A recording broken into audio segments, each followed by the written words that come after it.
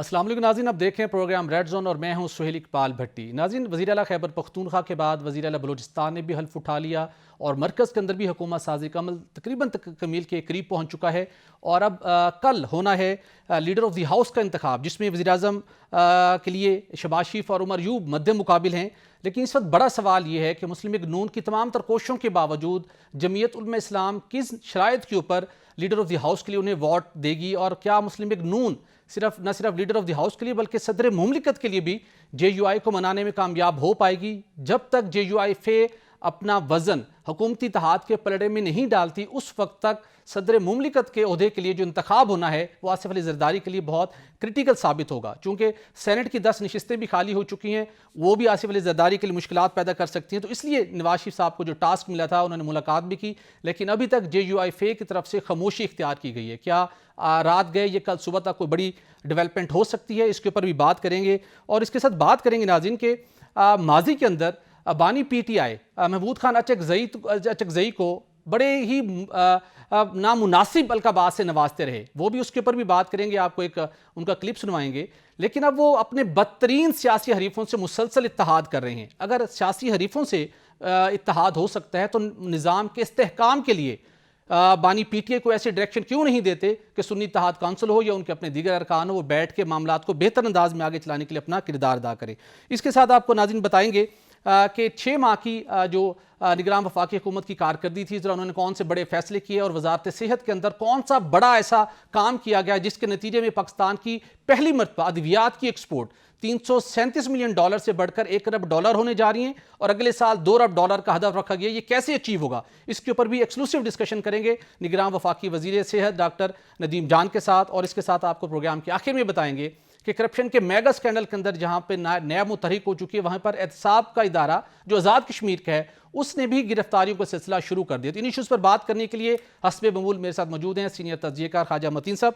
खान साहब, आपसे मैं सवाल करने से पहले मैं आपको एक क्लिप सुनवाना चाहूँगा जो बानी PTI महमूद खान अचकजई साहब के बारे में 2014 में कहा करते थे, क्योंकि उस वक्त उनके मुखालफिन के वो इत्तेहादी थे, और अब उनकी राय यकसर बदल चुकी। ये सुनते हैं, फिर इसके ऊपर मजीद बात करेंगे जी।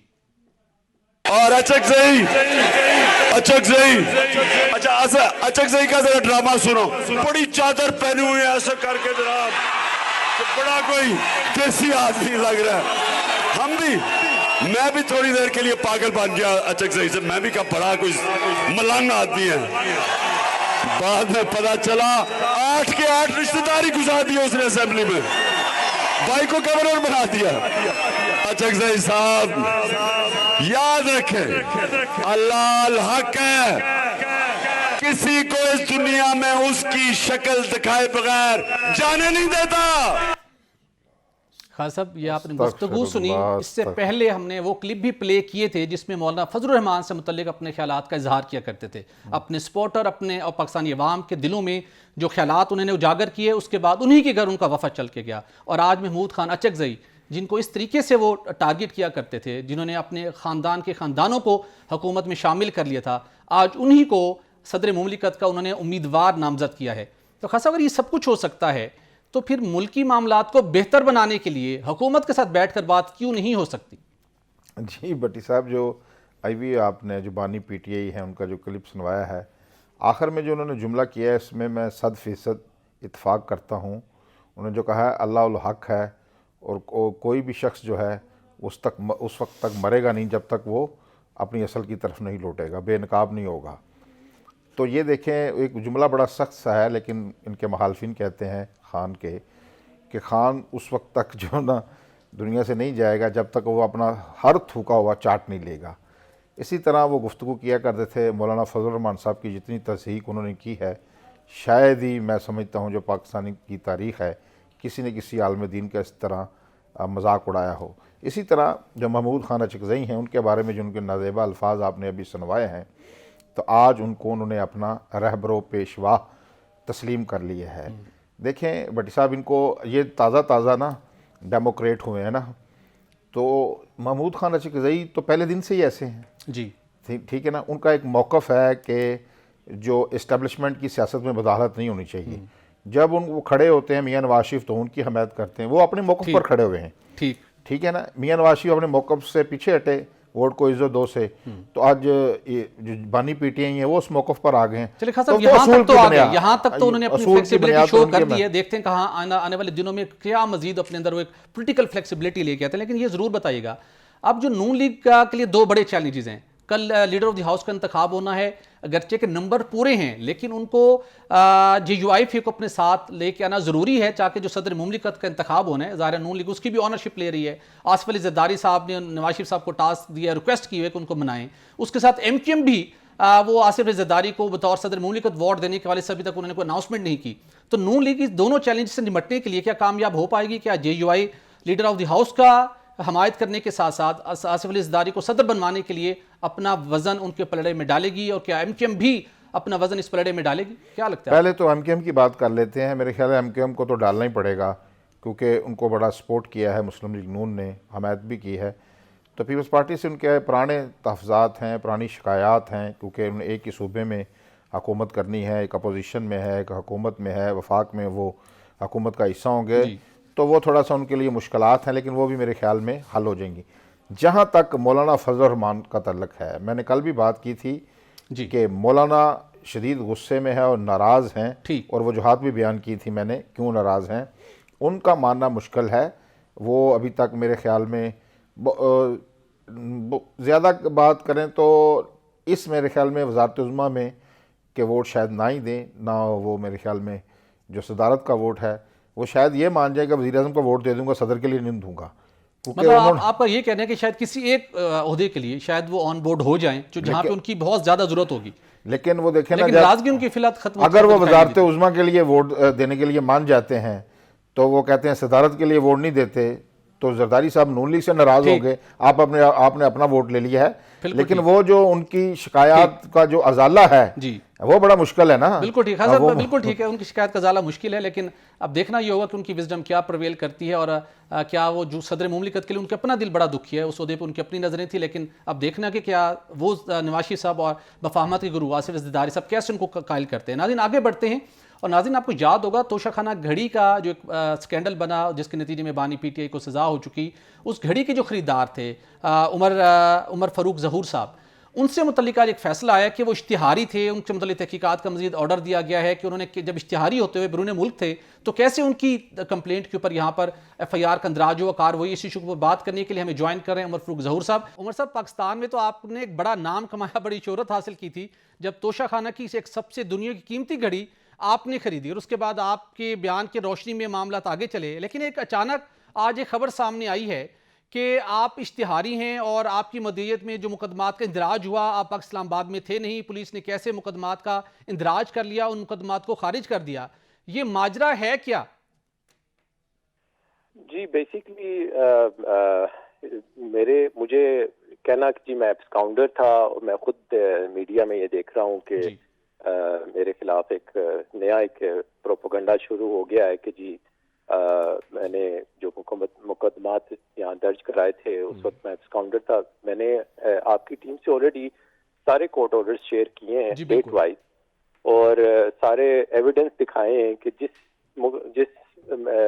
تاریخ کو یہ مجھے ایبسکاؤنڈر کہہ رہے تھے اس وقت نہ ہی میں ایبسکاؤنڈر تھا، نہ میں ابھی ہوں، نہ ہی میرے پہ کوئی مقدمے کوئی پینڈنگ ہے کسی بھی کورٹ آف لاء میں. جی تو آپ کہہ رہے ہیں کہ پاکستان میں اس وقت کوئی مقدمہ آپ کے خلاف پینڈنگ نہیں ہے، نہ ہی کورٹ کا کوئی آرڈر ایسا پینڈنگ ہے جس میں آپ کو ایبسکاؤنڈر ڈکلیئر کیا گیا ہو؟ بالکل نہیں جی، میرے اوپر ان لوگوں نے کوئی ٹوٹل 9 ایف آئی آر کروائی تھی ڈفرنٹ جگہوں پہ. جو ماضی میں آپ کے خلاف 9 مقدمات یا 9 ایف آئی آر کا اندراج ہوا، یہ کس کے کہنے کے اوپر، کس کے اما پر ہوا؟ کیا شہزاد اکبر ہی اس وقت جو لیڈ کر رہے تھے آپ کے اگینسٹ، انہوں نے ان مقدمات کا اندراج کروایا تھا یا کچھ اور کریکٹرز تھے؟ جی اس میں جو مین پیچھے جو ماسٹر مائنڈ تھی وہ میری ایکس وائف تھی صوفیہ مرزا، اور اس نے ان لوگوں کے ساتھ مل کے شہزاد اکبر کے ساتھ یہ پوری کنسپیرسی بنائی، اور مجھے انہوں نے امپلیکیٹ کیا بے تحاشا مقدموں میں کہ میں ایک مقدمے سے فارغ ہوں تو دوسرے میں پھنس جاؤں. سر ویسے ان صاحب کا نام بھی بتا دیجئے، یہ جو ممتاز شخصیت ہے. جی صوفیہ مرزا ہیں جو کہ کمپلیننٹ ہیں اس کیس کی، جو پٹیشنر ہیں، تو وہ لنڈن سے بیٹھ کے ویڈیو لنک پہ جو پروسیڈنگز جوائن کر رہی ہیں. تو کورٹ نے ایکسٹرا آرڈنری ان کو ریلیف دی ہوئی ہے. ایک تو وہ ایبسکاؤنڈر ہیں، پروکلیم اوفینڈر ہیں، ان کے اگینسٹ ریڈ وارنٹ ایشو ہوئے ہیں، اور ان کو اجازت دی ہوئی کہ آپ ویڈیو لنک کے تھرو جو پروسیڈنگ جوائن کر لیں یو کے سے بیٹھ کے. تو یہ تو بڑا اچھا, اگر کورٹ نے اس طرح کی فیسلٹیز شروع کر دی ہے تو سب کو دینی چاہیے. اچھا عمر فاروق صاحب یہ ضرور بتا دیجیے گا, جب آپ کے خلاف مقدمات کا اندراج ہو رہا تھا, شہزاد اکبر صاحب اس کو لیڈ کر رہے تھے, تمام جگہوں کے اوپر اس کو کیسز کو پش کرتے تھے, کیا اس وقت توشہ خانہ کی وہ ایک نایاب قیمتی گھڑی کیا اس وقت تک آپ خرید چکے تھے؟ جی وہ خریدنے کے بعد ہی سارے کیسز بنے میرے پر. آپ اگر ڈیٹ وائز دیکھیں تو کی گھڑی جو میں نے خریدی سبسیکوئنٹلی اس کے بعد کیسز میرے پہ بنے, اور یہ کیسز بنے بھی اس وجہ سے کہ انفارچونیٹلی میں فلیگ ہو گیا ان کے سامنے کہ مطلب ہے کہ مالدار شخصیت ہے تو اس کو کسی طریقے سے کوئی, مطلب آپ نے گھڑی خریدی, کروڑوں روپے ادا کیے, ان کو فیسیلیٹیٹ کیا, تو اس کی بجائے آپ کو شکریہ ادا کرنے تھے انہوں نے آپ کے خلاف مقدمات کا اندراج کروا دیا کہ آپ ایک مالدار شخصیت ہیں, تھوڑا سا آپ کو اور آپ کو جو ہے نا وہ ایکسکیوز کیا جائے. نہیں راز افشا کرنے پر بھی غصہ ہے نا, کیونکہ عمر فاروق صاحب نے وہ راز افشا کیا ہے کہ ایک جو اپنے آپ کو ریاست مدینہ کے والی وارث کہتے ہیں اور وہ بڑے نیٹ اینڈ کلین ان کی شہرت ہے, وہ کرپشن نہیں کرتے, وہ صادق اور امین بھی ہیں, انہوں نے تو ان کا راز افشا کیا, ان کی جو جعلی پرہیزگاری سے پردہ اٹھایا, یہ اسی کی سزا بھگت رہے ہیں آپ میرے خیال میں عمر فاروق صاحب. جی ایسے ہی ہے جی بالکل. آج مجھے پھر انہوں نے ایک میڈیا کے وہ ایک سبجیکٹ بنا دیا جس پہ کمپلیٹلی مس لیڈنگ انفارمیشن ہے. میں نے انفیکٹ آپ کے ٹیم کو پہلے آپ سے بات کرنے کے میں نے سارے ڈاکیومنٹیشن دی, میں نے کہا آپ پڑھ لیں, آپ دیکھ لیں اور بے شک ٹی وی پہ چلا دیں کہ میں کسی بھی کیس میں وانٹیڈ نہیں ہوں, اور جس تاریخوں کی یہ بات کر رہے ہیں اور جن کیسز کے اوپر یہ بات کرو, جس ججمنٹ میں ریفرنس دیے ہوئے ہیں جن کیسز کے, ان میں آلریڈی سارے کیسز میں کلیئرڈ ہوں. بالکل. اور یہ ایک عجیب و غریب ججمنٹ آ گئی.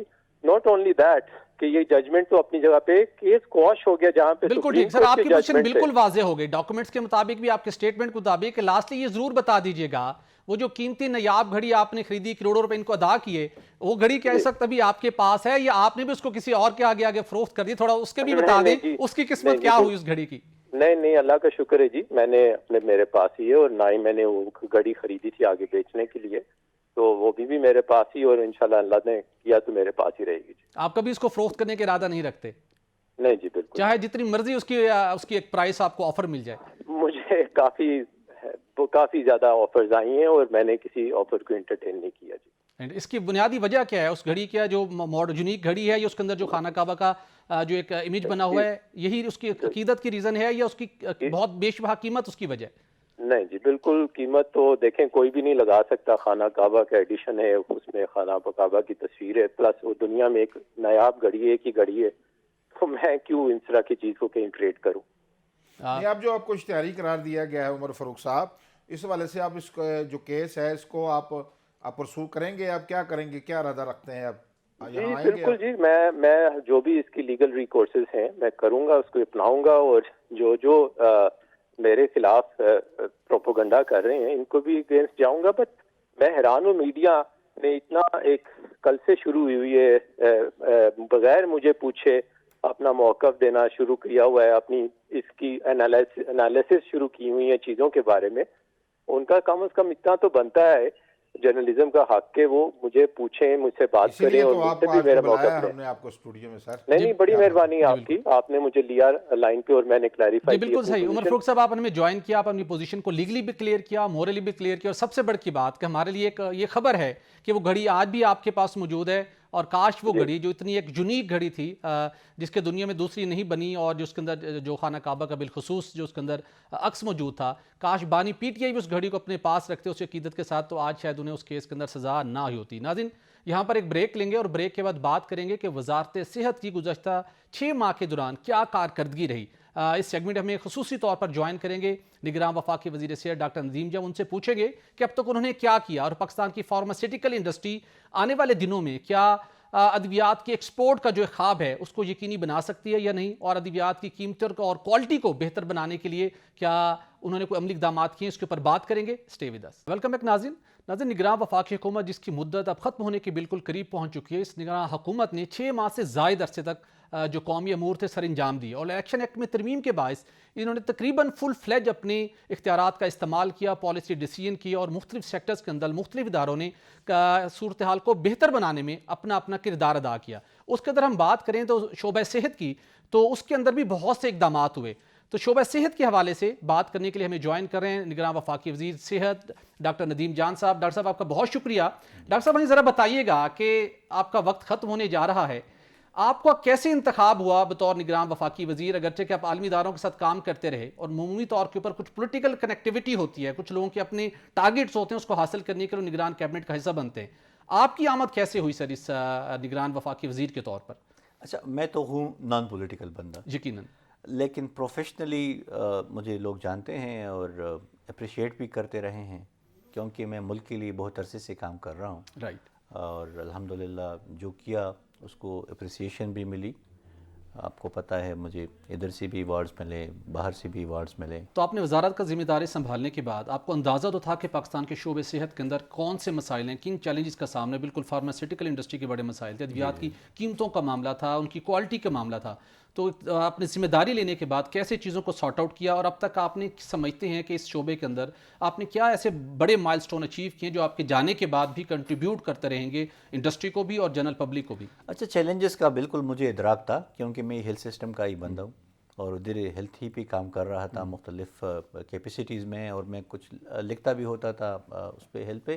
تو وہ تو مجھے تھا. اور پھر میرے ذہن میں ایک پلان بھی تھا کہ میری سوچ تو یہی تھی کہ جو میرا پلان ہے, میں اگر میرا دوست کوئی آ جائے تو میں ان کو بریف کر سکوں کہ اگر آپ اس کو امپلیمنٹ کرواؤ گے تو صحت کے نظام میں بہتر رہے گی. اللہ نے ہمیں موقع دیا, تو پلان تو میرا آلریڈی موجود تھا. اور وہی جو چیلنجز ہیں ہمارے communicable disease, naan communicable disease, health governance کے, پھر فارما سیکٹر کے, پھر پی ایم ڈی سی کے, پھر ڈریپ کے, اور نرسنگ کونسلز کے, نرسز کی ٹریننگز کے, تو یہ تو میں نے ایک پلان بنایا تھا. تو I was operational from day one. ٹھیک. تو جیسے ہی میں نے اوت لے لی اور کل میں نے میٹنگ کال کی اور میں نے اپنا پلان اپنی ٹیم کے ساتھ شیئر کر دیا کہ جی یہ میری ہے پروپوزلز کہ ہم منسٹری میں اس طرح سے ریفارم کر سکتے ہیں, اور یہ پورے ایک اس کو ریویم کرے گی ہماری پرائمری ہیلتھ کیئر سسٹم کو.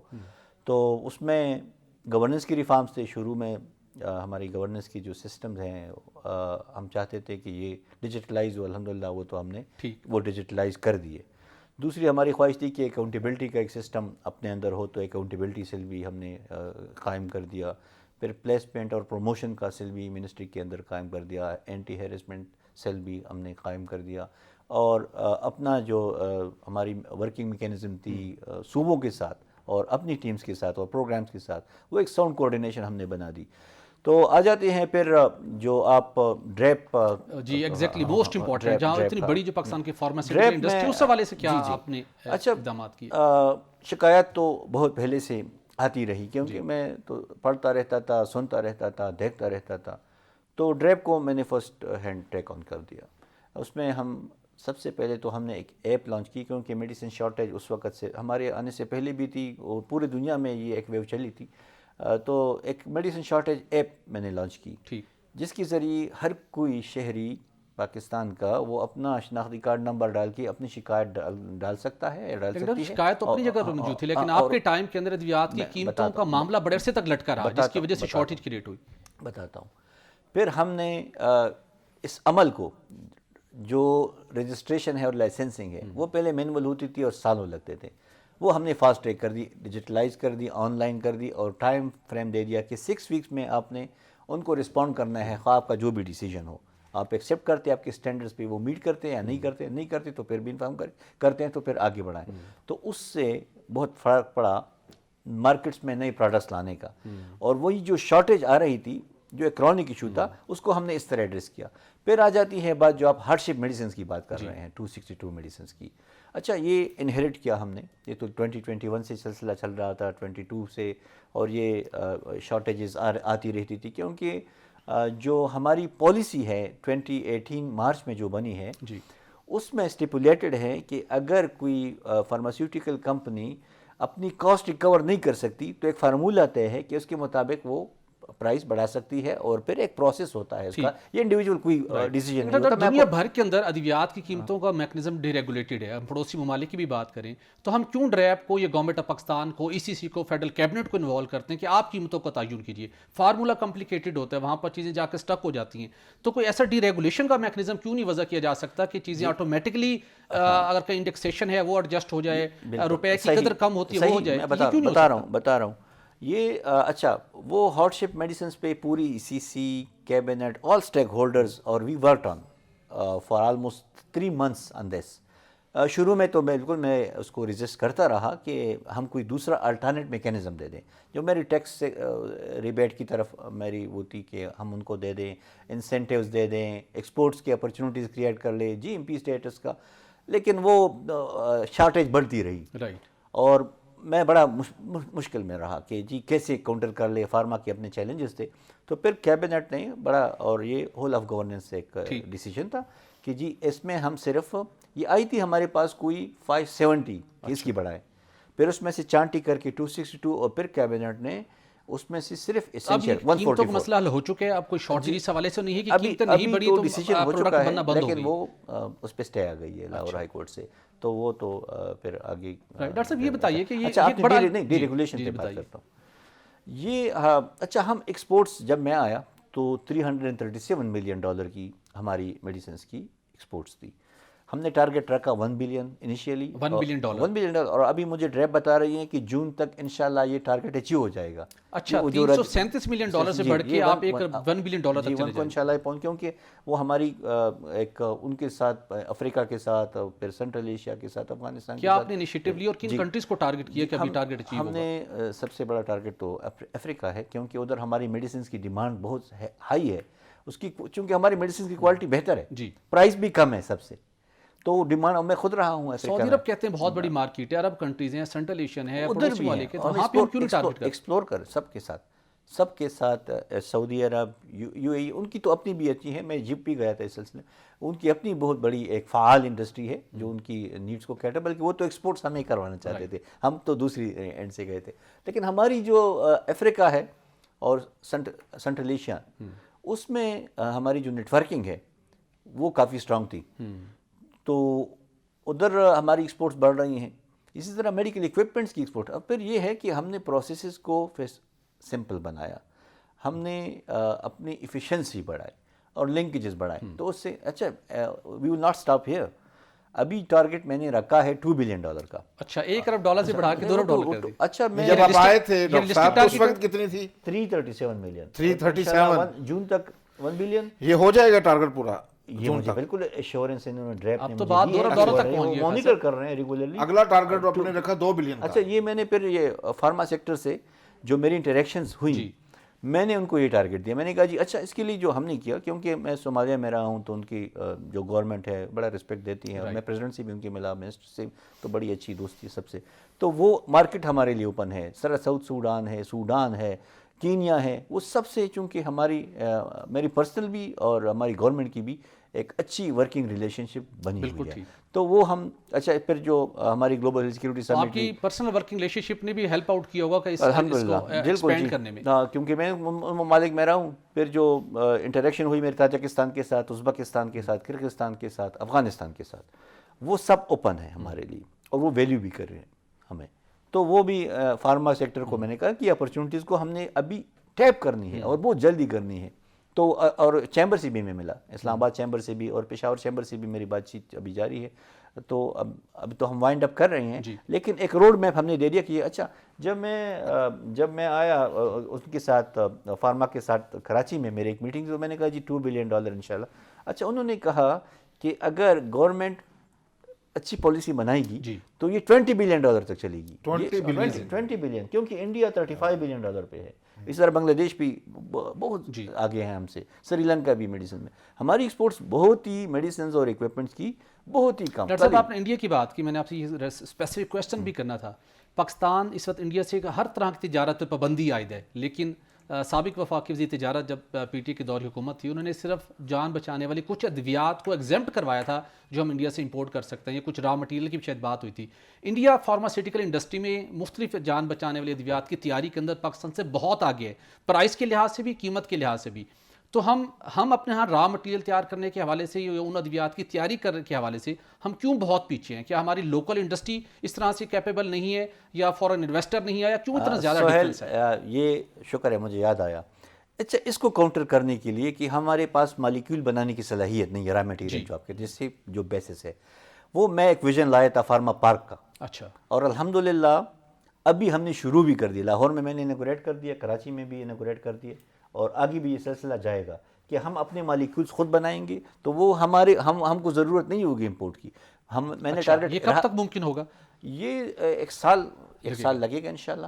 انہوں نے مجھ سے کمٹ کیا ہے انڈسٹری نے ڈاکٹر بھی، صاحب ایک سب سے بڑا جو مسئلہ ہے نا، اور اس سے ہم ایکسپورٹ بھی کریں گے. اچھا یہ سب سے بڑا مسئلہ ڈاکٹر صاحب کہ مثلا آپ آئے 3 ماہ کے لیے 4 ماہ کے لیے، آپ نے ایک پالیسی بنائی، شروع کر دیا کام. اب جب نئی حکومت آتی ہے وہ اپنی نئی پالیسی لیتی ہے، وہ پیچھے اس کو چھوڑ دیا جاتا ہے. آپ اب جو اب چھوڑ کے جائیں گے، کیا آنے والے کو یہ بتائیں گے کہ بھائی یہ ہم نے یہاں سے لے کر 337 ملین سے لے کر $1 بلین، 2 گنا نہیں 3 گنا نہیں، یہ کتنا بڑا گیپ کور کیا آپ نے، اچیومنٹ ہے.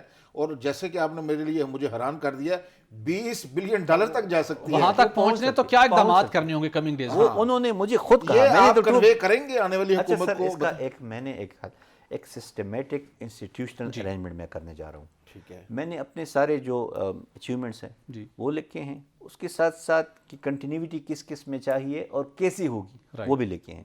تو وہ جو آنے والے منسٹر صاحب ہوں گے اور پرائم منسٹر صاحب، دونوں سے میری انٹریکشن ہوگی، اور دونوں کو میں اپنا پلان اور جو بنیاد ہم نے رکھی ہے کہ کیسے اس کو پروان چڑھانی ہے وہ بھی ہم بتا دیں گے. بالکل صحیح. تو پھر انشاءاللہ، اور یہ ایک انسٹیٹیوشنل ارینجمنٹ ہوگی. یہ آپ اچھا آپ کا آئیڈیا ہے، ان کو سب کو آپ انفارم کر کے جائیں اور فیوچر کے لیے اپنا روڈ میپ دے کے جائیں، یہ اچھی بات ہوگی. لیکن آپ نے ایک ہیلتھ کانفرنس کروائی تھی جہاں پر 70 سے زائد ممالک نے شرکت کی پاکستان میں ایک بڑے کرٹیکل حالات کے اندر. یہ سب کیسے ممکن ہوا اور اس کانفرنس کے کیا ثمرات ملیں گے پاکستان کو آپ کے جانے کے بعد؟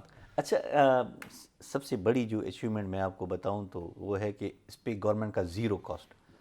اچھا، 70 ممالک میں وفود آئے لیکن آپ کا خرچہ نہیں ہوا؟ جی، پاکستان کا 1 روپے نہیں لگا. یہ ہمارے دوستوں، ڈونر، سٹیک ہولڈرز نے اس کو سپورٹ کیا، کیونکہ یہ فرسٹ ٹائم دنیا میں ہوا کہ کوئی گلوبل ہیلتھ سیکیورٹی سمٹ کرنے جا رہا ہے. تو وہ آئیڈیا ہی بہت ہی ان کو اپیلنگ تھا دنیا کو، کیونکہ health security is the need of the hour. آپ نے کووڈ میں دیکھ لیا جی کہ کیسی کیپیسٹی تھی ڈیٹیکشن ریسپانس کی دنیا کی، اور پھر ہر ملک میں چیلنجز تھے. دوسری جو ہے ایڈوکیسی یہی جاری رہے گی. تیسرا ہے سب سے بڑی اچیومنٹ پاکستان کی ڈگنیٹی اور امیج، کہ الحمدللہ وہ زبردست. ڈاکٹر صاحب لاسٹ ہمیں ضرور بتائیے گا، بہت سے لوگ جو نگران کابینہ کا حصہ بنے، انہوں نے سسٹم کو آبزرو کیا، اب ان کے دل مچل رہے ہیں کہ آنے والے دنوں میں کوئی چاہتا ہے میں سینیٹر بن جاؤں، کوئی کہتا ہے میں چیئرمین سینٹ بن جاؤں، کوئی چاہتا ہے میں کسی بائی الیکشن میں حصہ لے کے قومی اسمبلی میں آ جاؤں، بن جاؤں. ایگزیکٹلی. تو کوئی جانے کو تیار نہیں ہے. آپ کے دل کے اندر بھی کوئی ایسی خواہش یا کوشش ہے کہ آنے والے دنوں میں آپ ہمیں کسی قومی سیاسی منظر نہ پر نظر آئیں؟ اچھا، میں تھوڑا سا ڈفرینٹ فیل کرتا ہوں. میں شروع ہی سے نہ کوئی عہدہ مجھے اٹریکٹ کر سکی ہے اور نہ شاید آگے بھی نہ کرے، لیکن ایک جذبہ اور ایک کام کی صلاحیت جو اللہ نے مجھے دی ہے، وہ پہلے بھی منسٹری سے پہلے بھی ہم کر رہے تھے، اور بہت ساری سروسز میری پرو بونو تھی، یعنی بغیر گورنمنٹ کی تنخواہ کی کسی بھی سورس سے.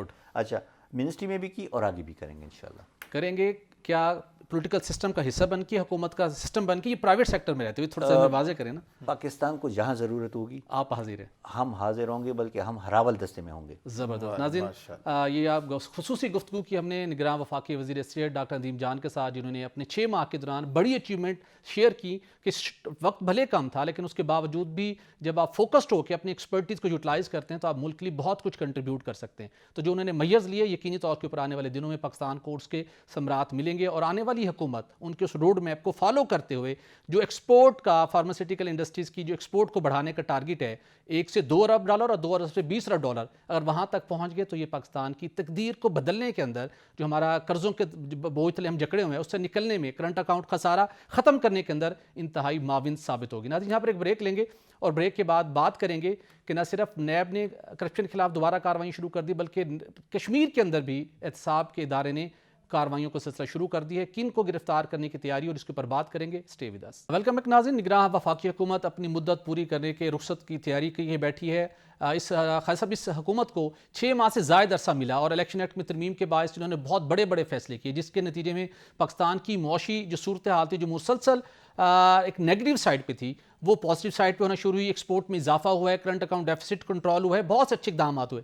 لیکن وہی بات آخری دنوں کے اندر ایک لوٹ سیل کا منظر ہمیں لگا کہ کچھ ایسے فیصلے کیے گئے جس کے نتیجے میں یہ نہیں دیکھا گیا کہ اس کے پاکستانی مارکیٹ کے اوپر کیا اثر ہوں گے. اس کے ساتھ کچھ اور پولیٹیکل بڑے ڈیسیژن کرنے تھے، لیکن کچھ سیاسی مصلحت آڑے آئی اور وہ کام بھی نہ ہو سکے، جیسا کہ साने 9 मई के हवाले से प्राइम मिनिस्टर ने एक कमेटी नोटिफाई की जिसने अपनी सिफारिशात देनी थी, कौन जिम्मेदार है, किसका क्या रोल था और मुस्तकबिल के अंदर उसके तदारुक कैसे करना होगा, इकदामात उन्होंने तजवीज़ करने थे। लेकिन आजकल आपको पता है कि थोड़ा सा लगता है कि उनके हालात बानी पीटीआई के तो थोड़े से कंफर्टेबल होना शुरू हुए हैं, थोड़े से वो एक कंफर्ट जोन में दिखाई दे रहे हैं। तो शायद ये वजह कि आज तक उस कमेटी की रिपोर्ट भी सामने नहीं आ सकी जिसके अंदर उन्होंने सिफारिशात देनी थी और पॉइंट आउट करना था कि इस कौमी जो एक बहुत बड़ा एक साने हुआ था उसके अंदर कौन इन्वॉल्व था। तो वो मामला भी ठप हो गया। उसके साथ आखिरी दिनों में धड़ाधड़ समरियां अप्रूव हुई सर्कुलेशन के जरिए से उनका साहब, उसके साथ साथ मीटिंग हुई जिसके अंदर एक ऐसा फैसला करवाया गया कि पाकिस्तान के अंदर गुज़श्ते 4-5 सालों से गंदम की किल्लत है, आटे की किल्लत है, उसकी कीमतें 2-3 गुना बढ़ चुकी हैं। आम आदमी के लिए 2 वक्त की रोटी अब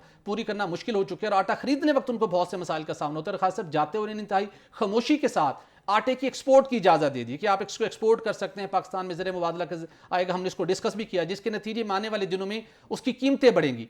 उसके साथ दूसरा बड़ा मामला था जिसके अंदर कुछ अच्छे फैसले भी हुए, जैसे ईरान पाकिस्तान गैस पाइपलाइन के हवाले से 15-17 साल बाद जाके एक बड़ा फैसला कर लिया गया, उसके आने वाले दिनों में अच्छे असरात होंगे। उसके साथ साथ पाकिस्तान के एनर्जी सेक्टर को सस्टेनेबल करने के लिए 35% जो गैस की हवाले से जो पॉलिसी थी उसको चेंज किया गया कि आप इसको प्राइवेट सेक्टर कंपनी बेच सकेंगी, जिसके नतीजे में ड्रिलिंग में इजाफा होगा, कंपनी की माली सूरत हाल बेहतर होगी। तो कुछ अच्छे मैयर्स भी हैं। तो ये तो उनकी एक ओवरऑल खासा हमने एक पोर्ट्रे किया। लेकिन इसके साथ खासा नैब एक मरतबा फिर मुतहरिक हो चुका है।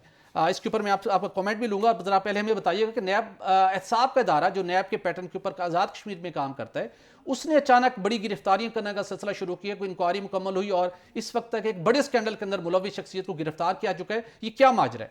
जी भट्टी साहब, इस वक्त जो है ना आज़ाद कश्मीर में जो जब से जो वज़ीर आज़म आए हैं चौधरी अनवर हक, इनकी करप्शन के हवाले से ज़ीरो टॉलरेंस की पॉलिसी है। तो 1 साल से ये जो चेयरमैन एहतसाब ब्यूरो का अहदा खाली था, तो अभी उन्होंने कुछ चंद रोज़ कबल तकर्री किया है। बड़े नेक नाम एक कानूनदान है मुश्ताक जंजवा साहब, शरीयत कोर्ट के भी जज रह चुके हैं, उन्होंने अब शुरू किया है काम। तो बड़े अरसे से हम सुन रहे थे जंगलात के हवाले से, आपको पता है एजेके से बड़ी खबरें आती हैं, लकड़ी स्मगलिंग हो रही है और जनाब गैर कानूनी कटाई की जा रही है, इख्तियारात का नाजायज़ इस्तेमाल किया जा रहा है। तो ये करोड़ों रुपए की जो लकड़ी बेची गई थी, बड़ा स्कैंडल था। तो एजेके के हवाले से अमूमी तासर ये है कि यहाँ जो करप्शन की खुली छूट है, बहुत कम गिरफ्तारियाँ होती हैं, कोई पकड़ा नहीं जाता बंदा। तो पहले आज मैं समझता हूँ कि अभी सिटिंग सेक्रेटरी को गिरफ्तार कर लिया गया। आज जो सेक्रेटरी साबिक सेक्रेटरी जंगलात थे, लेकिन अभी भी सेक्रेटरी हैं, लेकिन उस वक्त जो सेक्रेटरी जंगलात थे उनको चौधरी इम्तियाज़ साहब, उनको गिरफ्तार कर लिया गया है। इसके साथ साथ वो एक DFO हैं जो जंगलात के, उनको भी पकड़े, एक रेंज अफसर हैं, उनको भी गिरफ्तार कर लिया गया है। ये तो आज की गिरफ्तारियाँ हुई हैं और तफ्तीश शुरू कर दी है उन्होंने। जब इसके हक़ाइक़ सामने आएंगे तो वो भी नाज़रीन के सामने लाएंगे। लेकिन मैं एक और ख़बर दे रहा हूँ, ये जो अभी गिरफ्तारियों का सिलसिला शुरू हुआ है, ये भी इब्तदा है। मुझे ये अंदाज़ा है क्योंकि मैं चौधरी अनवर हक साहब को जानता हूँ ज़रा अच्छे तरीके से, तो वो इस पे कोई ज़ीरो टॉलरेंस रखेंगे और मुझे गुमान है ये कि वो बड़ी सियासी शख्सियात की भी आने वाले दिनों में गिरफ्तारियां हो सकती हैं। ऐसा वो बड़ी सियासी शख्सियात माजी करीब में क्या अहम तरीन ओहदों पर फाइज रही हैं या वैसे को बड़े नाम है? मैं कहता हूँ कि वह अहम ओहदों पर जब बंदा ओहदों पर है तो उन्होंने कोई करप्शन की है, किसी ने बड़े बड़े टैक्सों की छूट दे रखी है, कोई गैर कानूनी तौर पर 700 करोड़ पे खर्च कर गया है यहाँ, उसका कोई हिसाब किताब नहीं है। इस हवाले से भी मैं कुछ मेरे जो हैं अंदर तो बड़ी बड़ी खबरें आपने इकट्ठी करके हाँ, रखी हैं। तो ये मुझे लगता है नाज़रीन के साथ अपडेट शेयर करेंगे इस पे यकीनी तौर पर। लेकिन लगता है कि बहुत तेजी के साथ आने वाले दिनों में कार्रवाई शुरू होने वाली है। बिल्कुल ठीक है। प्रोग्राम का वक्त खत्म हो चाहते हैं नाज़रीन, कल होगी आपसे दोबारा मुलाकात। इजाज़त दीजिए, अल्लाह हाफिज़।